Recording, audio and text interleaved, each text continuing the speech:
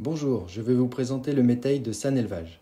C'est un mélange qui s'implante vers la mi-septembre pour une récolte mi-avril afin de libérer la terre pour faire un maïs dans la foulée.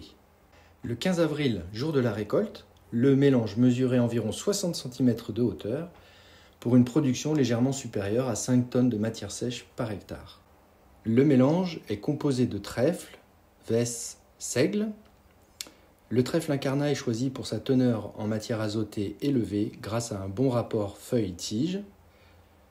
La vesse velue a été choisie pour sa teneur en MAT, son agressivité et sa capacité à pousser en association avec une céréale grâce à ses solides vrilles. Le seigle multicôle, ici en épi, a été choisi en raison de sa tardivité d'épiaison afin de préserver sa valeur alimentaire. Il servira de tuteur aux légumineuses.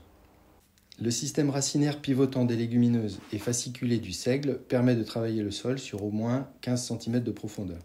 C'est moins de concurrence pour la ressource en eau et un travail du sol facilité. Les nodosités sont les petites boules de couleur blanche arrosées qui indiquent que les bactéries fonctionnent bien et captent l'azote de l'air pour le restituer aux autres composants du mélange. Pour les vaches laitières, l'objectif est d'avoir une valeur alimentaire élevée. En ouvrant la tige en deux avec un bon couteau, on mesure la distance entre le bas de la tige et l'épi. Au-delà de 15 cm et 2 nœuds visibles, il est temps de caler la date d'ensilage dans les 10 prochains jours. Pour atteindre 35% de matière sèche en 48 heures, nous vous conseillons de couper à 7-8 cm du sol pour laisser passer l'air sous le fourrage, de faner dans les 24 heures et de récolter 48 à 60 heures après la fauche. Bien gérer ces dérobés, c'est une source pour développer l'autonomie protéique et produire des fourrages de qualité en dehors des périodes de risque de sécheresse.